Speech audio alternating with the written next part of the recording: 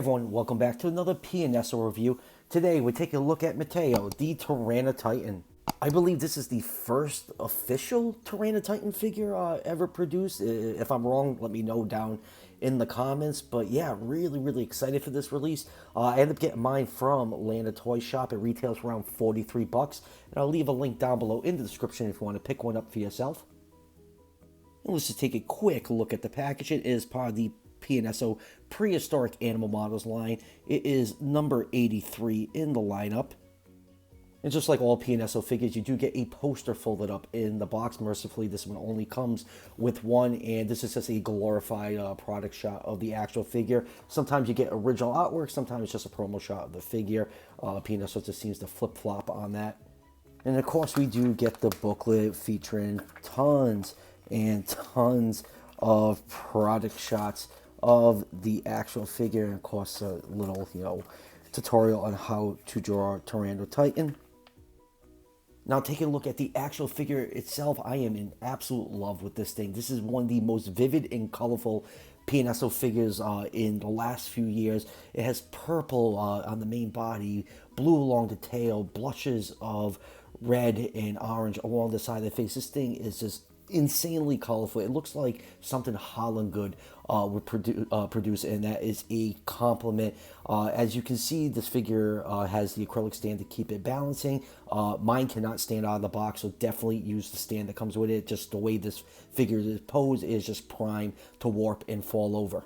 And now for some measurements. This figure is 13 inches long from the tip of the snout to the tip of the tail, or 33 centimeters. About 5 inches tall to the top of the head, or 12.7 centimeters. So Tyrannotitan in real life was between 40 to 43 feet long, or 12.2 to 13 meters. So I put this figure nicely in the 135 to the 140 scale range. Now, taking a closer look at this figure, going to the head, you're going to notice this figure has the lipless look. The last few theropods, PNSO finally started giving them lips. I have a theory why they did this. I feel like this figure should have been released last year in 2023 with Giga, Mapu, and Meraxis. However, there is a 2004 copyright stamp on the belly. That might just be the trade stamp. I'm pretty sure this figure was most likely developed alongside the other figures. And for whatever reason, PNSO didn't release it. I don't know if they heard our cries that their line was way too theropod heavy. Where are the lips? And they just kind of pushed this figure off to the side and just try to pump out some stuff to appease their fans. But I have to say, the lipless look really doesn't bother me on the Carcharodontosauridae. It matches the other figures really well, which is probably the other reason why they also didn't give this lips. And unlike some of PNSO's lipless theropods, the teeth don't look like they're hanging out by the roots. They're pretty much like in the jawline, and it's really not that bad. It doesn't bother me. It might bother some people. I know some people absolutely lost their minds when this was revealed a couple weeks ago that they did not have lips. But taking a look at the teeth, they are nicely painted. They have some nice dry brushing along the side, inside the mouth. We have some nice bright pink for the gums and tongue. Eye is painted gold with a black pupil. The front of the snout is done in a nice black coloration. Then you have all this nice orange and red for the side of the head and along the neck before it bleeds into that purple. Lower jaw is done in a dark yellow coloration. That's the same coloration for the underside of the animal. And then going down to the body, you have this, it just, that orange and red just blends into this nice vivid purple, a little bit of yellow on the top of the back. You have all these nice dark markings along the side of the body. Going down to the very small looking forearms, the hand claws are done in a light brown paint. Going down to the hind legs, also done in that deep purple with those dark markings. And going down to the feet are done in a nice like dirty gray color. It's pretty much a trademark for most PNSO theropods. Toe claws are done with a light brown. And going down to that beautifully vivid blue tail. I absolutely love blue on dinosaurs, and this thing just absolutely pops with all its colors. They truly outdid themselves with this figure. It is definitely one of my favorite releases from them in probably the last year or so.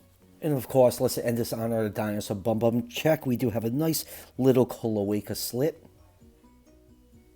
Moving on with comparisons, here it is with Collecte's 140 scale human.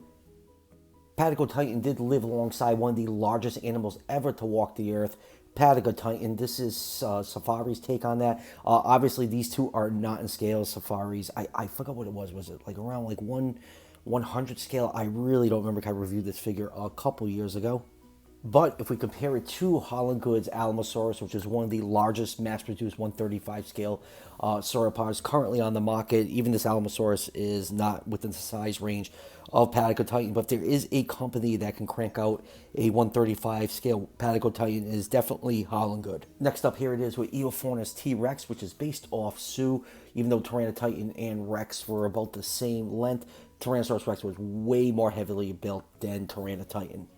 Next, we have some of PNSO's lip theropods. They are Saurophaganax and Yang Choanosaurus. Like I said earlier, the Tyrannotatans and the rest of their Carcharodontosaurs really don't bother me with the lipless look because the teeth are not hanging out of the mouth by their roots like some of PNSO's other theropods. So it really isn't bothering me that much. But hopefully, this is the last lipless theropod we see from them.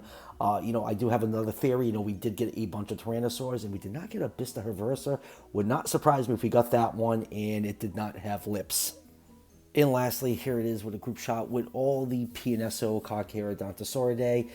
We have the Giganotosaurus, Mapusaurus, Maraxus, and Carcharodontosaurus.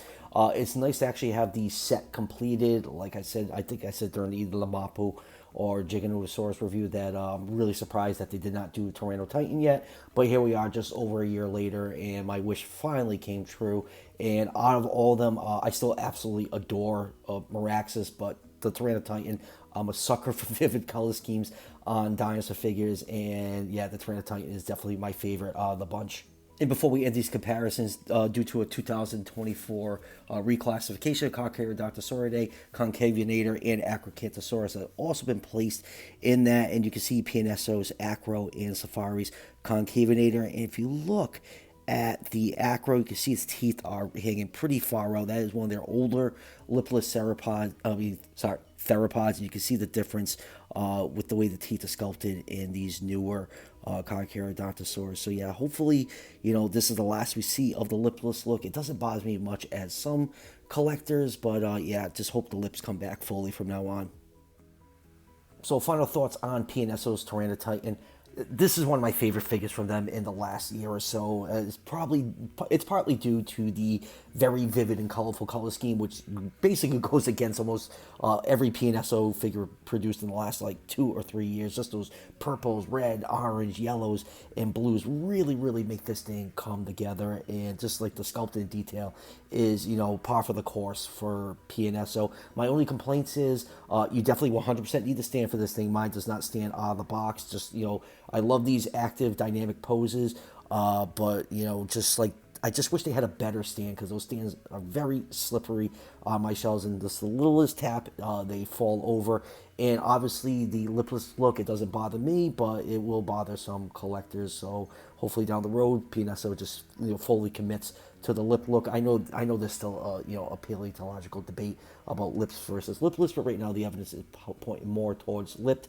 Like I said, beginning the review, got this from Lana Toy Shop. Link is down below in the description. I am pretty much almost caught up on reviews. Just gonna knock out that Chaos Theory Ben Escape set, and I am all caught out until whatever new figures I have come in. So stay tuned for that. And as always, if you're enjoying the content on this channel, show your support by hitting that subscription button just below the video. Each subscription helps out the channel tremendously and it's greatly appreciated. And I'll see you guys for the next one.